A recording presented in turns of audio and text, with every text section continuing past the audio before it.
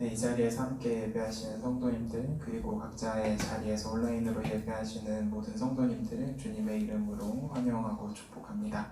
함께 사도신경으로 먼저 우리의 신앙을 함께 고백하도록 하겠습니다. 나는 전능하신 아버지 하나님 천지의 창조주를 믿습니다. 나는 그의 유일하신 아들 우리 주 예수 그리스도를 믿습니다. 그는 성령으로 잉태되어 동정녀 마리아에게서 나시고 본디오 빌라도에게 고난을 받아 십자가에 못 박혀 죽으시고 장사된 지 사흘 만에 죽은 자 가운데서 다시 살아나셨으며 하늘에 오르시어 전능하신 아버지 하나님 우편에 앉아 계시다가 거기로부터 살아있는 자와 죽은 자를 심판하러 오십니다. 나는 성령을 믿으며 거룩한 공교회와 성도의 교제와 죄를 용서받는 것과 몸의 부활과 영생을 믿습니다. 함께 하나님께 찬양 드리도록 하겠습니다.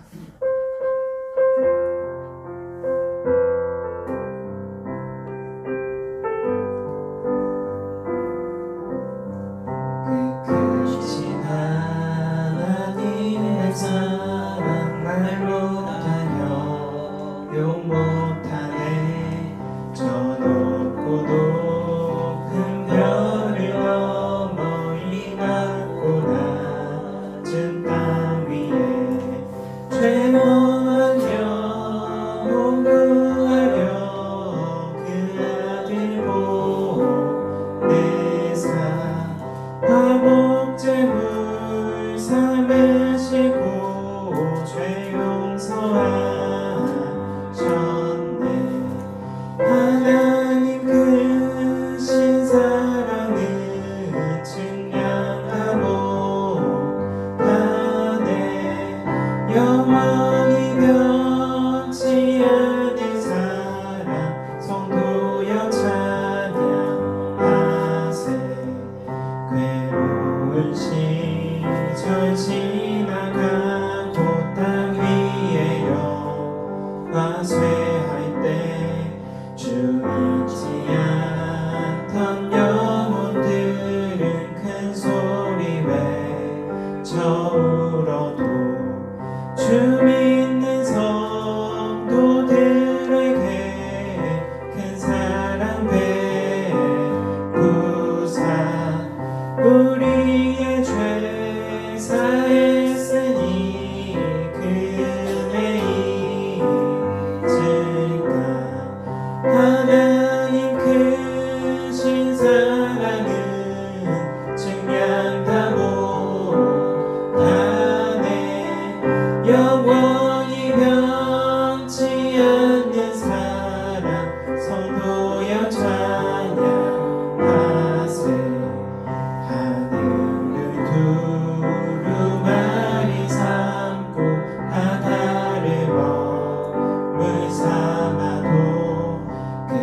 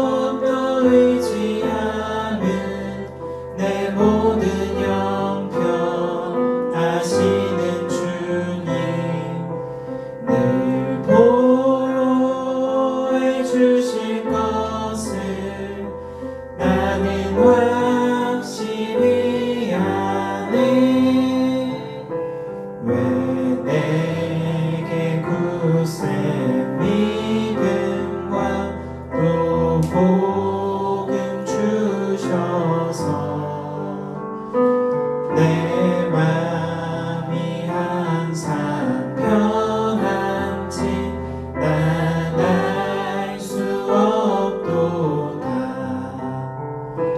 내가 믿고 또 의지함은 내 모든 형편 아시는 주님 늘 보호해 주실 것을 나는 확실히 아네.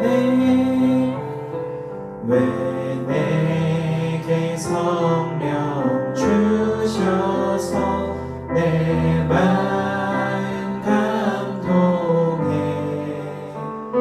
주 예수 믿게 하는지 난 알 수 없도다. 내가 믿고 또 의지함은 내 모든 형편 아시는 주님 늘 보호해 주실 것을 나는 확실히 아네. 주 언제 강림하실지 혹 밤에 혹 낮에 또 주님 만날 그곳도 난 알 수 없도다. 내가 믿고 또 의지함은 내 모든 형편 아시는 주님 늘 보호해 주실 것을 나는 확실히 아네.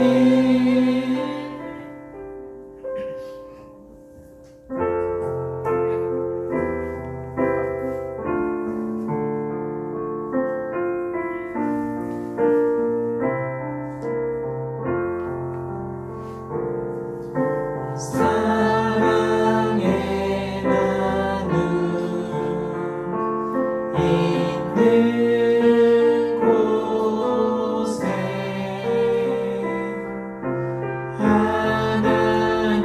하나님께서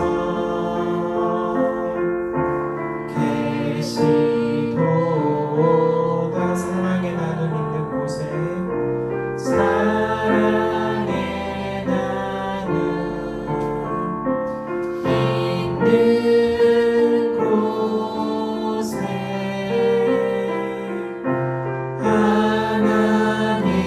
하나님께서 계시도. 사랑의 나눔 있는 곳에 사랑의 나눔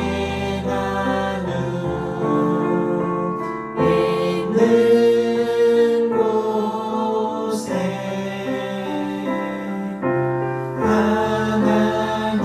하나님께서 계시도. 사랑의 나눔 사랑의 나눔 있는 곳에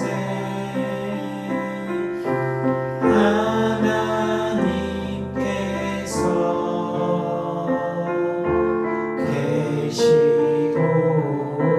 계시도다. 하나님 아버지, 죄로 인하여 죽을 수밖에 없는 우리들을 속량하여 주시고 하나님 앞에 예배하러 불러 모아 주시니 참으로 감사드립니다. 하나님, 우리의 마음과 뜻과 생각을 다하여 살아계신 하나님을 예배하게 하여 주시옵소서. 이 시간에 예배당뿐만 아니라 각자의 처소에서 드려지는 예배를 하나님께서 흠양하여 주시고 오늘도 하나님의 놀라운 은혜를 우리들에게 덧입혀 주시옵소서. 살아계신 예수님의 이름으로 기도드리옵나이다. 아멘. 헌금하도록 하겠습니다.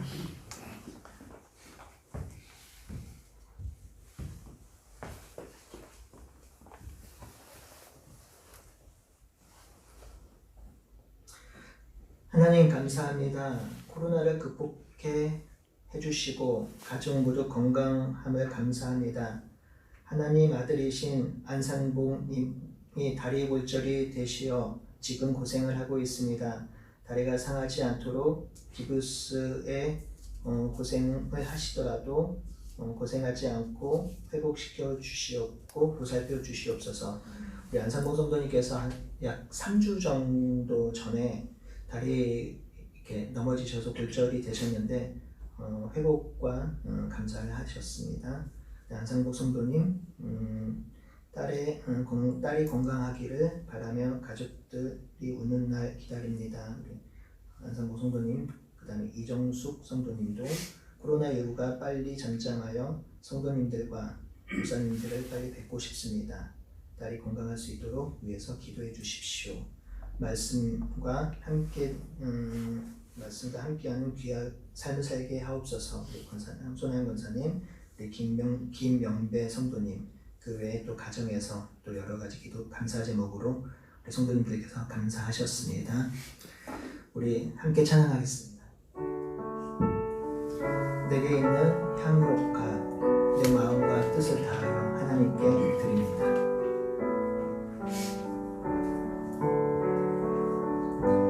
내게 있는 향유옥과 주께 가져와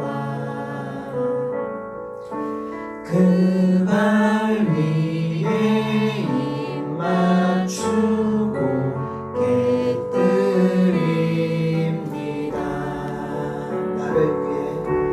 나를 위해 험한 산길 오르신 그 말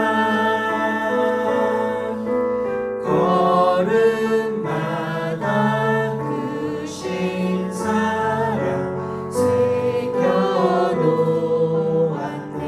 내게 있는 향유가 내게 있는 향유가 주께 가져와 그 발 위에 입 맞추고 깨뜨립니다. 나를 위해 험한 산길 오르신 그 말 걸음마다 그 신사랑 새겨놓았네.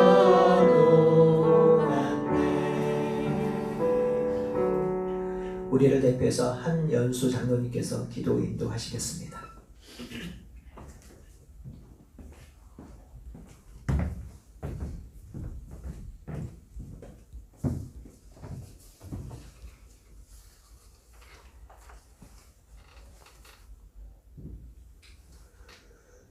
잊어버린 자를 찾으시며 쫓기는 자를 돌아오게 하시며 마음이 상한 자를 싸매주시고 병든 자를 치료하시는 공평과 정의로 먹이시는 선한 목자 되신 주님, 아버지 뜻에 순종하셔서 십자가를 지시고 우리의 죄와 허물을 풀어주시려고 사망 권세를 이기시고 부활하셔서 믿는 자들에게 부활의 소망과 새 생명을 주신 주님을 찬양합니다. 복된 날 하나님의 거룩한 자녀들이 오늘도 교회에서 또 각 처소에서 함께 예배를 드립니다. 이 시간 감사와 기쁨으로 하나님께 드려지는 예배를 통하여 주님 영광 받으시고 우리에게 말씀해 주시는 진정한 자유를 누리게 하여 주시옵소서. 우리의 삶 속에 주인이신 주님, 내 뜻을 내려놓고 주님의 뜻을 구하며 이 땅에 왕으로 다시 오실 예수님의 길을 예비하며 살아가야 함에도 한 주의 삶을 돌아보면 순간순간 세상을 향해 달려갔습니다. 입으로는 하나님을 사랑하고 하나님이 주인이라고 말을 하면서도 땅의 것들을 마음 가운데 올려놓고 살았습니다. 주님은 자신을 부인하고 십자가를 지라고 하시는데 여전히 자신을 사랑하고 자랑하며 세상의 욕망에 붙들려 있는 연약한 죄인들을 용서하여 주시고 영원한 생명이신 주님의 길을 따라가는 복된 삶을 살 수 있도록 성령님 도와주시옵소서. 하나님 아버지, 이 땅에 평화를 주십시오. 정치와 경제가 안정되게 하여 주십시오. 세계가 코로나 바이러스로 인하여 두려움과 공포 가운데 있습니다. 많은 생명들이 희생되며 경제가 마비되고 많은 사람들이 경제적인 고통 가운데 있습니다.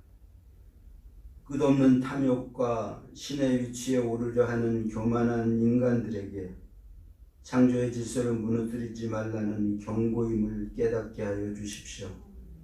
하나님 아버지, 코로나 바이러스보다도 더 무섭고 두려운 것이 우리 안에 자리 잡고 있습니다. 이기심, 분열, 갈등, 탐욕, 절망과 좌절의 바이러스가 우리의 정신과 영혼을 빼앗아 갑니다. 구원하시고 심판하시고 회복하시는 모든 권세가 주님께 있음을 고백합니다. 징계하시고 회복하시는 모든 일을 통해 하나님만이 우리 삶의 주인임을 알게 하여 주시옵소서. 하나둘의 교회를 이곳에 세우시고 하나님 기뻐하시는 공동체로 사용되기를 원하시는 주님, 하루속히 온 성도가 함께 모여 주님을 찬양하며 떡을 떼며 주님께 기쁨이 되는 공예배가 회복되게 하여 주시옵소서. 말씀을 전하는 전도자에게 지혜와 권세와 능력을 더하여 주십시오.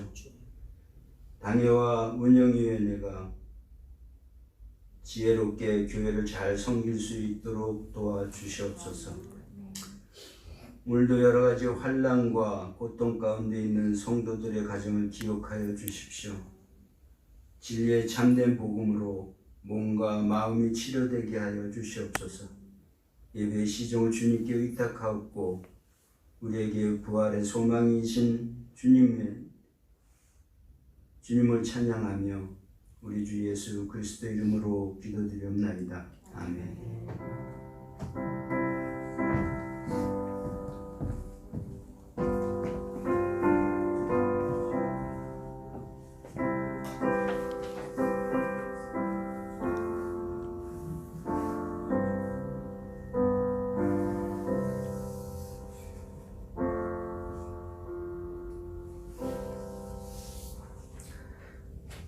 하나님의 말씀을 함께 보도록 하겠습니다. 마태복음 22장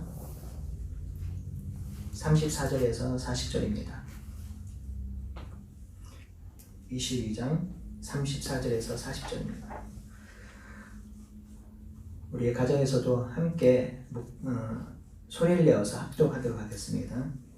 예수께서 사두개인들로 대답할 수 없게 하셨다 함을 바리새인들이 듣고 모였는데 이 중에 한 율법사가 예수를 시험하여 묻되 선생님, 율법 중에서 어느 계명이 크니이까? 예수께서 이르시되 내 마음을 다하고 목숨을 다하고 뜻을 다하여 주 너의 하나님을 사랑하라 하셨으니 이것이 크고 첫째 되는 계명이요 둘째도 그와 같으니 내 이웃을 내 자신같이 사랑하라 하셨으니 이 두 계명이 온 율법과 선지자의 강령이니라. 아멘. 네, 우리 사랑하는 하나둘의 교회 성도 여러분, 또 함께 예배드리는 우리 성도 여러분 만나서 반갑습니다. 우리 옆에 계신 성도님들과 우리 하트 한번 날려볼까요? 네, 사랑합니다. 네. 오늘 함께 예배드린 인원이 딱 10명입니다.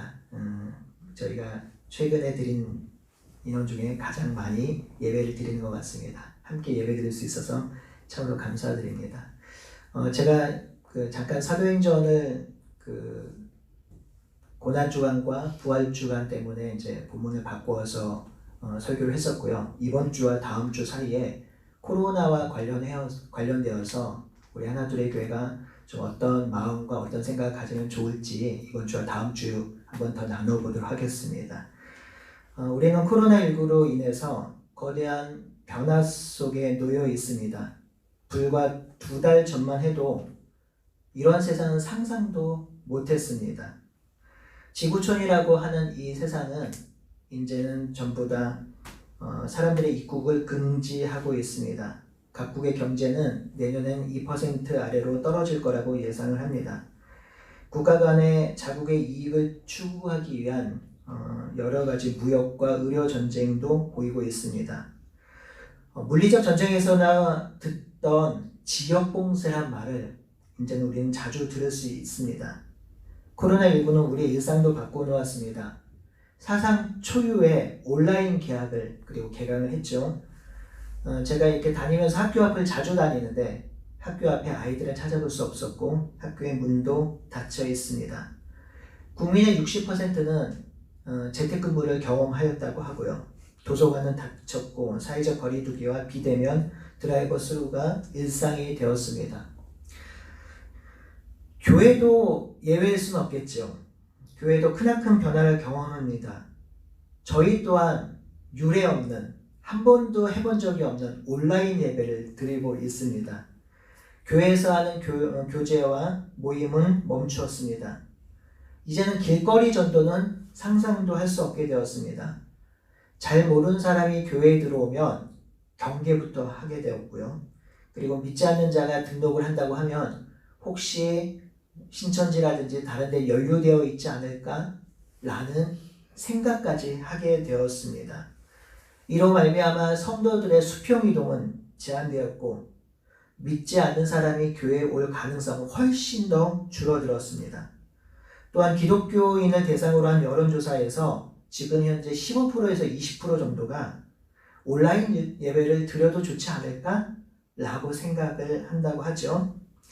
코로나19 치료제가 나오고 공공의 면역체계가 60% 이상이 되면 혹시 모르겠지만 현재와 같은 상황 속에서 수련회라든지 연합집회 같은 것들은 상상하기 어렵게 되었습니다. 여러분 한번 기억나시나요? 불과 2달 반 전에 2월 첫째 주인가요? 저희 교회 그 예배 갑자기 생각이 개척 감사 예배인가요? 이름이 설립 예배. 원고에도 있는데 설립 예배 때 기억나시나요? 음식을 먹고 여기에 거의 100여 명이 들어오시고 식당에도 꽉 차 있고 교육공간에도 그리고 성도들이 그 음식을 떡을 떼면서 했던 것 기억나시죠? 불과 3달이 되지 않았습니다. 지금 상상할 수 있을까요? 어떻게 2-3달 만에 이렇게 급변할 수 있을까요? 여러분, 이렇게 코로나19로 인해서 급격히 변화된 세상 속에서 교회는 어떤 방향성을 가져야 할까요? 저와 여러분들은 어떤 마음으로 이 변화되어진 세상을 살아갈 수 있을까요? 여러분들도 고민 많이 하시죠? 저도 고민 정말 많이 하고 있습니다. 교회가 개척된 지 불과 2-3달 만에 코로나19를 맞이하고 그리고 예배를 드릴 수 없는 공적 예배를 드릴 수 없는 상황 가운데서 참 많은 고민과 생각들을 하게 됩니다. 그러던 중에 지난주 목요일날 파주 지역의 개척교회 목사님들과 식사를 하게 되었습니다. 개척교회 목사님들이시니까 훨씬 이 부분에 있어서 예민하게 그리고 민감하게 기도하고 생각을 하시더라고요. 그 중에 한 분이 그런 얘기를 했습니다. 한국교회가 이제 정말 회복해야 할 것은 진정성 아닐까라는 얘기를 하시더라고요. 그 얘기를 나누고 있는 가운데 맞겠다 싶었습니다. 정말 우리가 집중하고 회복해야 할 것이 진정성이더라고요. 그래서 제가 진정성이라는 단어를 그전부터 듣긴 했지만 그 인터넷을 좀 찾아보았습니다. 그랬더니 이게 신조어 형태가 되어서 국립국어원에서 편찬되어진 국어 대사전에는 이 단어가 없다고 하더라고요. 근데 그걸 찾아보니까 철학적으로 너무 많은 내용들을 담고 있더라고요.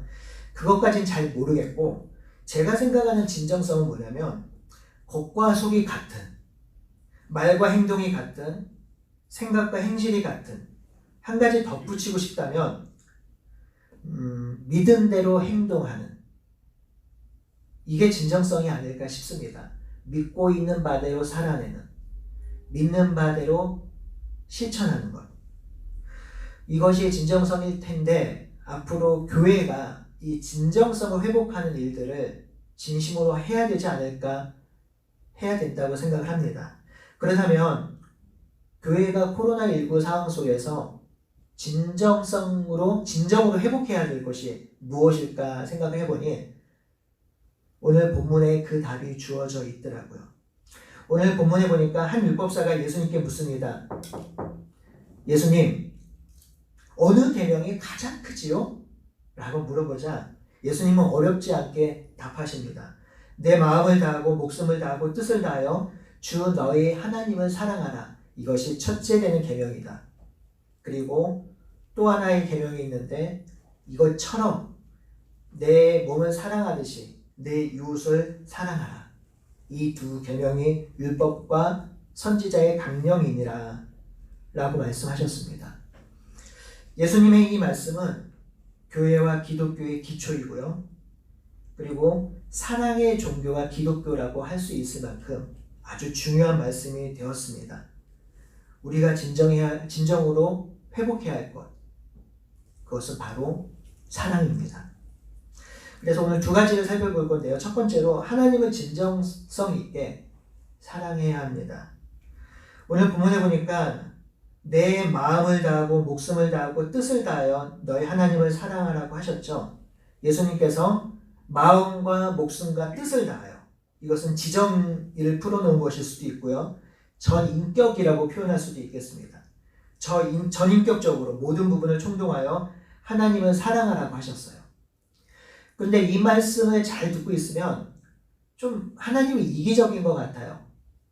그렇게 하나님을 사랑하라고? 내 마음과 목숨과 뜻을 다하여 정말 하나님을 사랑할 수 있을까? 정말 어떻게 하면 이렇게 사랑할 수 있을까? 이런 마음이 생길 수 있을까? 라는 생각이 들기도 하지요. 여기서 우리는 오해 한 가지를 풀었으면 좋겠습니다.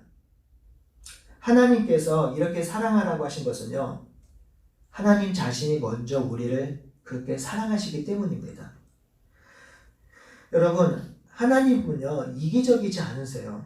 그래서 하나님께서 우리에게 무언가 요구하실 때는 하나님의 성품이 그러하기 때문에 우리에게 무언가 요구하십니다. 하나님은 정의로우십니다. 그러니까 우리에게 뭘 요구하세요? 정의를 요구하세요. 하나님은 인자하신 분입니다. 그러니 우리들에게 인자를 요구하십니다. 하나님은 사랑의 하나님입니다. 그렇기 때문에 우리에게 사랑을 요구하시는 것이죠. 자신이 사랑하지 않는데 우리에게 사랑을 요구하는 일은 결코 없고요. 자신이 공의롭지 않은데 인간에게 공의를 요구하신 일은 더더욱 없을 것입니다. 하나님이 먼저 우리를 그렇게 사랑하신대요. 어떻게 사랑하신다고요? 우리를? 하나님께서 마음과 뜻과 목숨을 다해서 우리를 사랑하시니 너희들도 나를 그렇게 사랑하라 하시는 거예요. 이 사랑을 실제로 보여준 사건이 요한복음 3장 16절에 나오잖아요. 하나님이 세상을 이처럼 사랑하사 독생자를 주셨으니 이는 그를 믿는 자마다 멸망치 않고 영생을 얻게 하려 하심이니라. 하나님이 뜻과 마음과 정성과 목숨을 다해서 사랑하시는데 그 사랑을 어디서 보여주셨냐면 십자가에서 보여주셨어요. 그렇게 우리를 사랑하신대요. 목숨과 마음과 뜻을 다하여 우리를 사랑하신대요. 그렇게 사랑하신 하나님께서 우리들에게 동일하게 말씀하십니다. 내가 그렇게 사랑하니 너희도 나를 그렇게 사랑해 주지 않겠니? 그렇게 하나님의 사랑이 흘러넘쳐 우리에게 온 것이고요. 그 사랑이 흘러넘쳐 다시 하나님께 가는 것이 기독교예요. 그것이 바로 우리가 믿고 있는 아름다운 종교인 것이죠. 그렇다면 우리가 그리스도인이 된다는 것, 하나님의 사랑을 그대로 믿고 깨닫는 것은 우리 삶 가운데 적용해야 할 것이 한 가지가 있어요. 가장 회복해야 될 것 중에 한 가지가 예배입니다. 하나님을 사랑하는 가장 중요한 행위가 바로 예배입니다. 우리는 우리의 예배에 진정성이 있어야 합니다. 하나님이 우리를 마음과 뜻과 목숨을 다해 사랑하시는 그 은혜에 감격해서 이 땅에 드릴 수 있는 최고의 경의와 경배가 바로 예배인 것입니다. 하나님이 우리를 그렇게 사랑하시니 그 하나님의 사랑이 너무나도 감사합니다. 너무나도 귀하십니다. 라고 해서 우리가 드릴 수 있는 최대한의 마음으로 행위로 드릴 수 있는 것이 바로 예배라는 것이죠. 이 존귀한 예배를 우리는 어쩔 수 없는 상황 가운데 가정에서 예배를 드립니다. 하지만 성도 여러분, 가정에서 드리는 성도 여러분, 가정에서 드리는 예배가 부족한 예배가 아니에요. 1990년 이후에 한국교회가 안고 있었던 가장 큰 문제가 이원론이었는데요. 주일과 평일의 구분, 그 다음에 교회당과 일상의 구분이 되었던 그런 시대 속에서 많이 저희가 기도하고 가르치고 성경을 보면서 그런 부분들이 사라졌습니다. 주일과 평일이 똑같은 날이고요. 그리고 예배당과 일상이 똑같은 장소입니다. 그러니 예배당만이 성전은 아닌 것이지요. 예배당은 회집 장소입니다. 그러니 우리가 집에서 가정에서 드려지는 그 예배도 하나님께서 온전히 드릴 수 있는 예배가 되는 것이고요. 그 예배도 귀한 예배가 되는 것입니다. 여러분들이 집에서 드리고 있는, 가정에서 드리고 있는 그 자체가 예배입니다.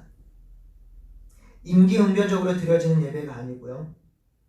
여러분이 가정에서 드려지는 예배도 함께 모여 드려지는 예배하고 똑같이 중요하고 의미 있는 예배입니다. 그렇게 가정에서 예배를 드릴 때 동일한 마음으로 예배해야 합니다. 우리가 함께 모이는 11시 전에 예배를 준비하고 있어야 합니다. 여러분, 이런 예배가 지속될 수 있도록 우리의 마음이 해이해지거나 편하게 드려도 되겠네라는 생각들이 쌓여지면서 예배를 등한히 하는 경우가 생길 수 있습니다. 하지만 여러분, 가정과 교회에서 드려지는 모든 예배가 의미 있고 중요한 예배고 온전히 드려야 하기에 여러분들이 마음과 뜻과 정성을 모아 하나님께 예배하시기를 소원합니다. 그냥 자다가 일어나서 입고 있는 옷 같은 거 안 하고 계시지요? 외출복은 아니겠지만 자신의 마음을 담을 수 있는 복장으로 갈아입고 미리 모여서 찬양을 준비하고 말씀을 준비하고 살아계신 하나님께서 교회 예배당뿐만 아니라 우리 가정에도 임재해 계시고 이 가정에서 드려진 예배가 하나님께서 받으시겠구나라는 믿음으로 나아가야 합니다. 이 예배드림이, 가정에서 예배드림이 우리의 신앙을 먼저 고백할 수 있는, 하나님을 사랑할 수 있는 아주 중요한 요소입니다. 여러분들의 가정에서 드릴 때 여러분들이 할 수 있는 최대한의 경의와 찬양을 하나님께 드리시기를 소원합니다. 그것이 진정한 예배고요. 그 예배가 회복되어야 할 것입니다. 성도 여러분, 앞으로 예배에 어떤 변화가 일어날지 예측할 수가 없어요. 우리가 통제하거나 제어하지 못할 수 있는 순간이 올 수도 있습니다. 하지만 그러한 여러 가지 예배의 외적인 상황이 변화된다 하더라도 예배의 본질적인 모습, 예배자로서 하나님 앞에 나아가는 모습들은 여러분 스스로 제어할 수 있고 컨트롤할 수 있어요. 그것은 여러분들의 몫인 것입니다. 진정성 있는 하나님의 사랑, 진심으로 하나님의 사랑하는 것은 예배로부터 출발하는 것입니다. 여러분 가정에서 그리고 드려지는 삶의 현장 속에서 진실로 하나님을 예배하시고 하나님을 경배하시기를 간절히 바라고 소원하겠습니다. 두 번째로 오늘 본문에 보니까 이웃사랑이 나오는데 이웃을 진정으로 사랑하는 것입니다. 진정성 있는 이웃사랑을 실천하는 것입니다. 예수님은 하나님뿐만 아니라 내 이웃을 동일하게 사랑하라고 하셨지요. 여기서 하나가 더 붙어요. 우리 자신을 사랑하는 것처럼 내 이웃을 사랑하라고 하십니다. 진정으로 회복해야 할 것. 바로 이것이 이웃사랑인 것이죠. 우리가 사도행전을 묵상하고 있는데 이 초대교회의 역사는 사도시대로부터 시작해서 약 500년 정도 사이를 초대교회라고 합니다. 특별히 제가 좀 관심을 가지고 보고 있는 영역이 초대 사도로부터 시작해서 기독교가 공인되기 전까지 약 313년 이전 초대교회를 좀 이렇게 보고 있습니다. 이 시기에 로마 제국에서 그리스도교는 불법입니다. 그리스도교는 이때 심한 박해를 당했고 조롱당했고 언제나 순교 위험에 놓여 있었습니다. 근데 이 초대교회를 연구하는 어떤 학자는 이 시기에 초대교회가 10년 단위로 약 10% 정도씩 성장했다라고 해요. 그래서 300년 정도 됐을 때는 인구의 10%가 기독교인이 되었고요. 350년이 됐을 때는 인구의 약 50%, 56% 정도가 기독교인이 되었다고 쓰고 있습니다. 여러분, 상상할 수 없는 박해, 조롱, 그리고 순교 위협 속에서 기독교가 지속적으로 성장하고 성숙할 수 있었던 이유가 뭘까요? 알렌 크라이더라는 교수는 기독교가 매력적이었대요. 제가 이 한마디에 너무 놀랍더라고요. 당시 사람들은 기독교를 핍박했어요. 그리고 기독교를 박해했습니다. 기독교인들을 추방시켰고 로마의 원형 경기장에 죽였고 그들에게 사람의 살 권리를 주지 않았습니다. 기독교를 적대시했지만 그런데 놀라운 것은요. 많은 사람들이 기독교인들에게 뭘 느꼈다고요? 매력을 느꼈대요. 기독교에 함부로 조롱하진 않았던 것이죠. 여러분, 그 당시에 사람들이 기독교를 핍박하고 조롱하면서 왜 매력적으로 보았을까요? 궁금하지 않으세요? 그 이유는 교회 공동체가 그리고 그리스도인들이 자신의 삶 속에서 진정한 사랑의 실천을 했기 때문입니다. 초대교회 사람들은 대체적으로 가난했어요. 그렇지만 그들은 상부상조하면서 살았습니다. 그리고 재정을 이렇게 모으는 작업들 참 많이 했는데 그 재정을 가지고 고아와 과부와 나그네를 살폈습니다. 어떤 공동체 안에 가족이 굶주리면요, 그 공동체는 며칠 동안 금식을 했어요. 그리고 금식하면서 모아진 재정을 굶고 있는 지체들에게 주었습니다. 초대교회 성도들은 격식을 차린 장례를 잘 치러주었다고 합니다. 여기서 장례가 되게 중요한데요. 그 당시 로마인들은 그 사후 세계에 대해서 아주 많은 생각을 갖고 있었고요. 죽은 다음에 두려움을 가지고 있었습니다. 그래서 잘 갖춰진 장례를 치렀어요.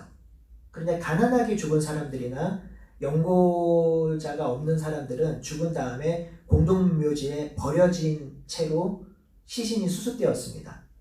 그래서 많은 그리스도인들은 이 시신을 잘 수습을 했어요. 그리고 장례를 잘 치러주었습니다. 여러분 카타콤 아시죠? 이 카타콤이 무덤으로도 있었습니다.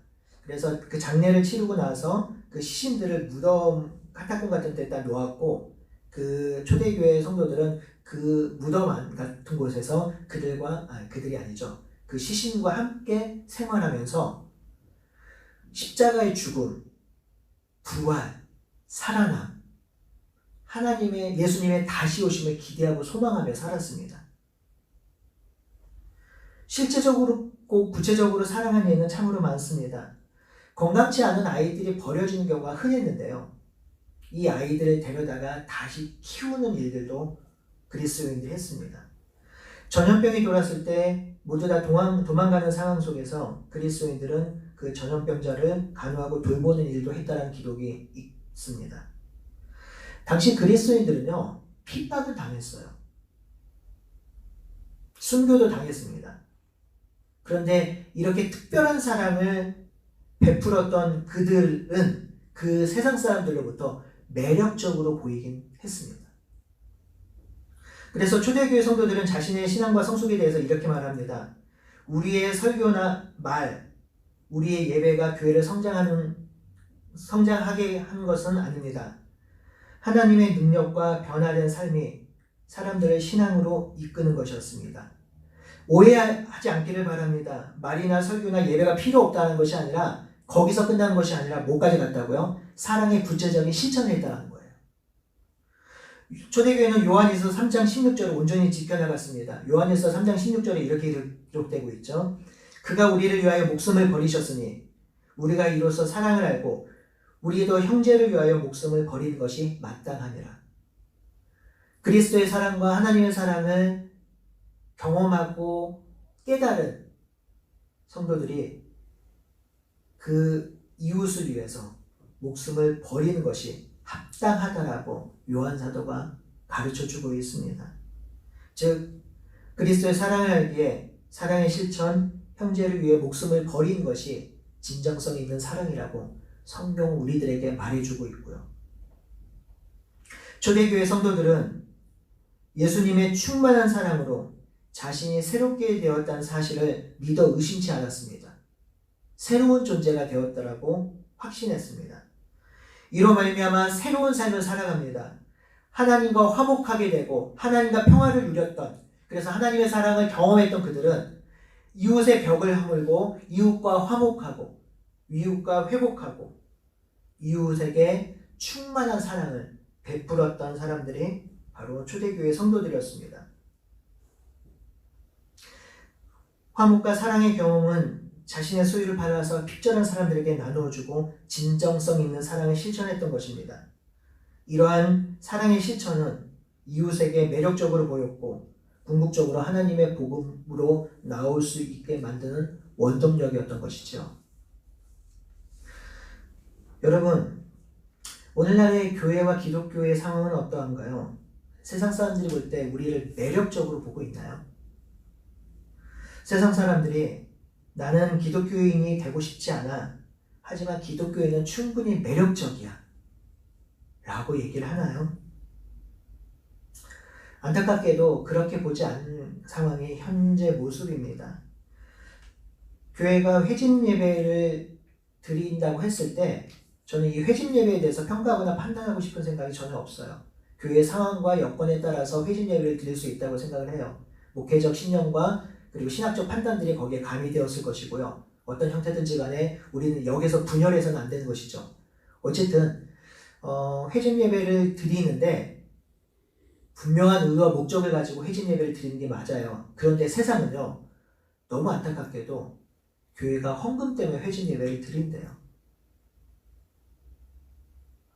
교회가 모이지 않으면 교회가 존속할 수 없기 때문에 회심 예배를 강행한대요. 얼마나 안타까운 말인지요. 얼마 전에 신천지에 확진자가 넘쳐났을 때 몇몇 개신교회도 확진자가 있었습니다.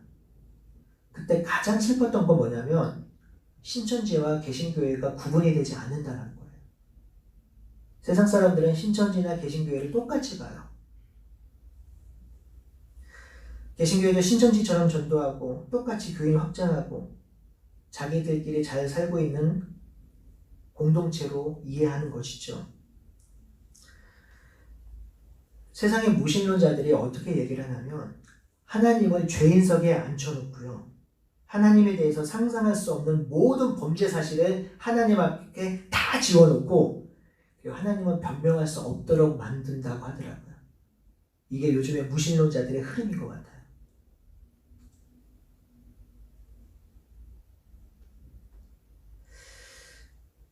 교회와 성도가 세상 사람들이 보기에 어떻게 하면 매력적으로 보일 수 있을까요? 어떻게 하면 세상 사람들이 우리를 존귀하게 볼 수 있을까요? 이거는 포교 포교, 그러니까 포교라고 하죠. 그 전도되어진 양상하고 좀 다른 차원인 것입니다. 그들은 왜 우리를 향해서 매력적으로 느끼지 못할까요? 세상을 위한 복음이 우리 속에 있음에도 불구하고 그것은 진정성이 결여되어 있는 것 같아요. 사랑의 종교라고 하는 우리가 제대로 사랑하지 않기 때문에 하나님과 재물을 겸하여 섬길 수 없다라는 하나님의 말씀에도 불구하고 우리는 여전히 하나님보다 재물을 더 섬기는 것처럼 보이고 그렇게 살아가기도 하고요. 십자가의 길과 영광의 길 중에 십자가의 길을 가야 한다고 하는데 우리는 십자가보다 영광의 길을 따르려고 하고 있고 세상 사람들은 그 중심을 보고 있기 때문입니다. 그러므로 우리가 진정으로 회복해야 할 것, 진정성은요, 사랑의 실천이 회복이 되어야 할 것이라고 생각합니다. 성도 여러분, 좀 무거운 말씀을 드리긴 했는데 다음 주에 좀 더 복된 말씀, 행복한 말씀을 좀 드리도록 하겠습니다. 여러분, 진정성 있게 우리 이웃을 사랑합시다. 가장 가까운 지체를 살펴봅시다. 우리가 너무 많이 바쁜 일로 분주하고 사랑을 실천하지 못했다면 이제 조금의 여유에 있는 시간 속에서 우리 성도를 살피고 두레온을 살피고 기도하기를 바랍니다. 그리고 지체의 필요를 채워갑시다. 거리두기가 완화되는 시점에 그동안 만나지 못했던 우리 지체들을 식당은 오픈되어 있으니 가정별로 가정에서 식사하는 일도 있었으면 좋겠고요. 그렇게 하지 못했을 경우에 전화라도 그동안 힘들었던 지체의 아픔과 어려움들을 진솔하게 듣고 기도합시다. 그리고 함께 도울 방법을 찾아갑시다. 여러분, 시대가 이렇게 급변할 때 정말 필요한 것이 이제는 진정성 있는 공동체예요. 앞으로 회집 예배나 많은 사람들이 군집할 수 있는 상황이 녹록지 않게 되었습니다. 앞으로는 소그룹이 더 강화될 거고요. 작은 수가 모여서 교제하며 나누는 것이 훨씬 더 강화될 것입니다. 그럴 때 이 소그룹이나 공동체가 진정성 있는 진실한 공동체가 되어야 해요. 그것이 우리들이 소망하고 그것들을 우리가 소망하고 있어야 할 것입니다.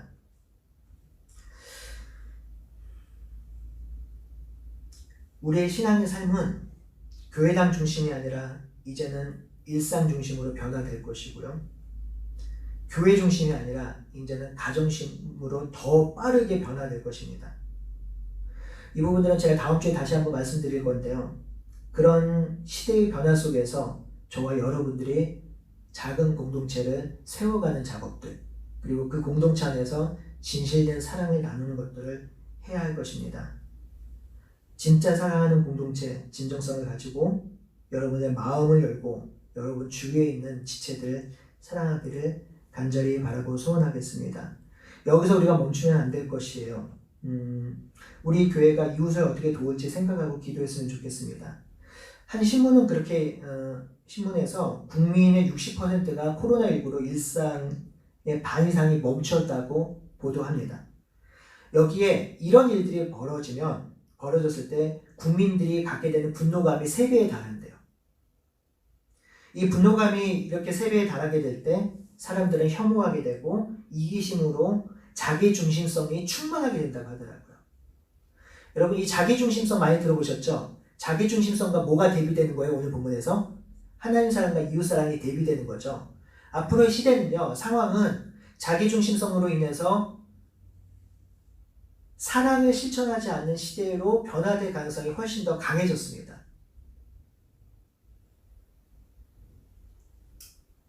하지만 이 변화에 있어서 우리는 그 변화를 거부하고 자기중심성이 아니라 하나님 사랑과 이웃 사랑을 더욱더 실천해야 합니다. 여러분들이 삶에 살아가는 작은 일상 가운데서 이웃을 사랑할 수 있는 방법들이 무엇인지 고민하고 손을 내밀어야 하는 것이겠죠. 요즘 그런 운동들도 하죠. 택배기사님에게 대면할 수 없으니 작은 봉투를 만들어서 문 위에 이렇게 걸어놓는다든지. 지금은 이제 마스크가 이제 누구나 좀 편하게 살 수 있는데 굳이 필요하지 않으면 마스크를 사지 않는다든지. 요즘 어제 뉴스에서도 보니까 이거 해서 의료인들에게 보내는 운동 한다고 하죠.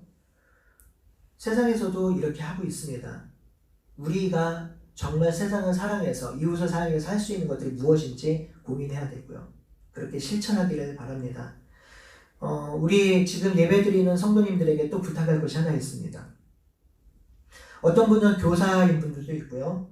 어떤 분은 의료계에 계신 분들도 있고, 어떤 분들은 회계사이기도 하고요. 어떤 분은 방송업에 계신 분들도 있고, 어떤 분은 건축에도, 어떤 분은 농사를 짓는 분도 있고, 어떤 분은 법률 쪽으로, 어떤 분은 사회복지사로, 어떤 분은 식당에서, 어떤 분은 직장에서, 어떤 분은 학원교사로, 또는 어떤 분은 아이를 키우는, 또는 사회복지사로 각자 삶의 영역 가운데 놓여져 있을 텐데,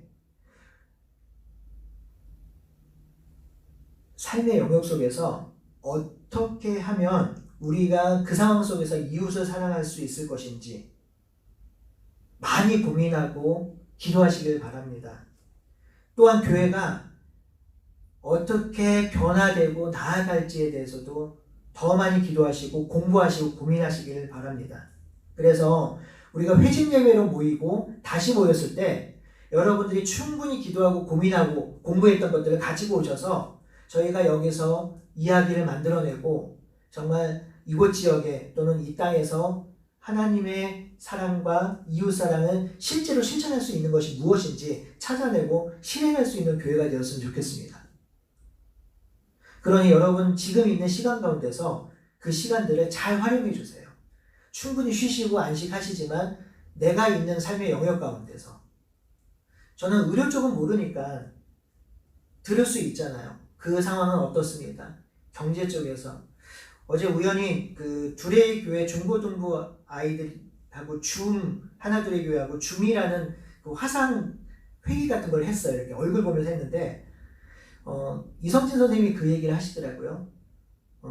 요즘 주식이 엄청나게 개미군단이 주식을 해서 엄청 바쁘다고. 전 그 영역 왜 그렇게 됐는지 잘 몰라요. 하지만 그쪽에 계신 분들은 그쪽을 연구하면서 우리가 어떻게 여기를 섬기고 어떻게 이웃을 사랑할 수 있을지에 대해서 충분히 고민할 수 있겠죠. 그래서 교회가 여기서만이 아니라 정말 실제적으로 우리가 이웃을 사랑할 수 있는 진실성을 회복할 수 있기를 간절히 소원합니다. 성도 여러분, 예수님의 말씀은 이 땅과 모든 세대에 선포되었어요. 예수님의 말씀은 교회만을 위한 말씀이 아니에요. 성도만을 위한 것이 아니라 온 세상을 위한 말씀입니다. 왜냐하면 예수님께서 교회의 하나님이 아니라, 교회의 주인이 아니라, 내 개인의 주인이 아니라 온 세상의 주인이고 온 우주의 왕이시기 때문이에요. 그러니 그 아름다운 복음을 들고 있는 우리가 작지만 이웃과 지체를 어떻게 섬겨야 할지 정말 기도하고 고민하는 작업이 필요한 것이죠. 이미 많은 학자들은 코로나19 이전 시대로 돌아갈 수 없다고 합니다. 자이든 타이든, 긍정이든 부정이든, 진보든 퇴보든 어떤 형태든지 간에 이전과 다른 시대로 진입하고 있는 건 확실합니다. 새로운 세상이 오고 있는 것이죠. 이 급변화된 세상 속에서 저와 여러분들에게, 우리 교회에 요구되는 것은 진정성이에요. 진정성 있는 사랑, 진정성 있는 하나님 사랑, 진짜 사랑하는 목사, 진짜 사랑하는 장로, 진짜 사랑하는 성도. 앞으로 다가올 세상에는 바로 이것이 회복되어서 세상이 힘들다 어렵다 하지만 그래, 교회가 대안이었어, 복음이 대안이었어, 그 안에 가면 위로가 있고 평화가 있고 사랑이 있어, 그 안에서 희망을 찾아볼 수 있겠어 라고 하는 사람들의 소리가 우리를 통해서, 우리 하나둘의 통해서, 이 땅의 교회를 통해서 이루어지고 그날을 기대해보며 살아가는 저와 여러분들이 되시기를 간절히 바라고 소원하겠습니다. 아멘. 우리 함께 아까 전에 불렀던 사랑의 나눔 있는 곳에 우리 가사를 생각하면서 찬양하겠습니다.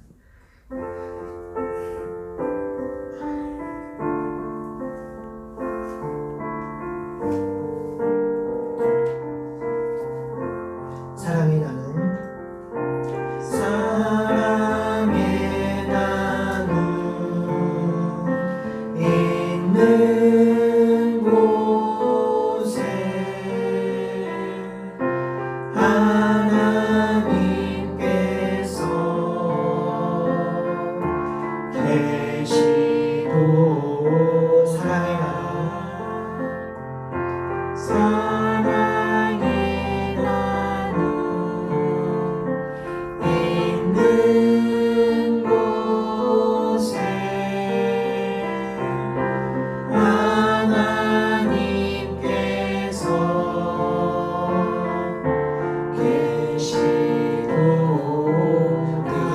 묵상하면서 기도하겠습니다. 사랑의 나눔이 있는 곳에 하나님께서 계시고 복음이 전해질 수 있고 하나님의 사랑을 전할 수 있습니다. 우리의 삶이 그리고 우리 교회가 그리고 우리 자신이 하나님 사랑, 이웃 사랑을 진정성 있게 실천할 수 있도록 그렇게 살아갈 수 있도록 우리 1분만 묵상 기도하겠습니다.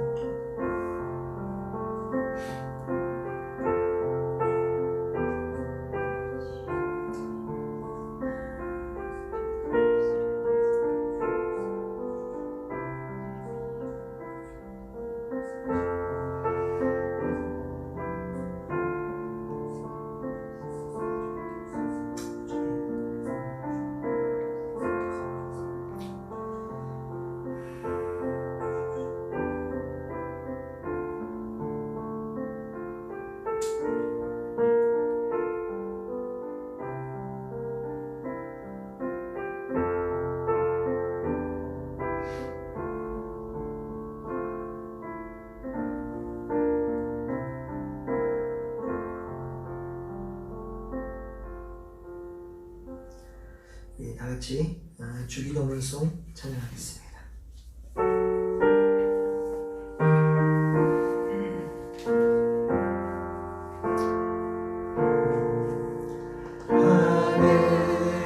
하늘에 계신 아버지 이름 거룩하사 주님 나라 임하시고 뜻이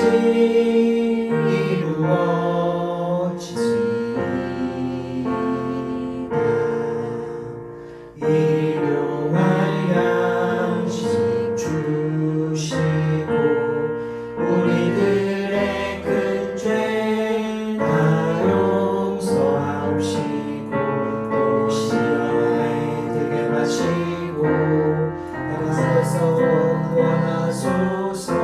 대개 주의 나라 주의 권세 주의 영광 영원히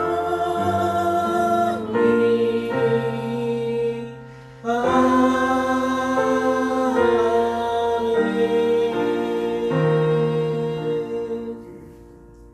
이제는 우리 주 예수 그리스도의 은혜와 하나님의 무궁하신 사랑과 성령님의 인도하심에 하나님의 사랑을 받은 하나님의 성도들이 하나님 사랑과 이웃 사랑을 실천하며 살아가기로 다짐하는 성도들 머리 위에 이제부터 영원히 함께 하시기를 간절히 축원하옵나이다. 아멘.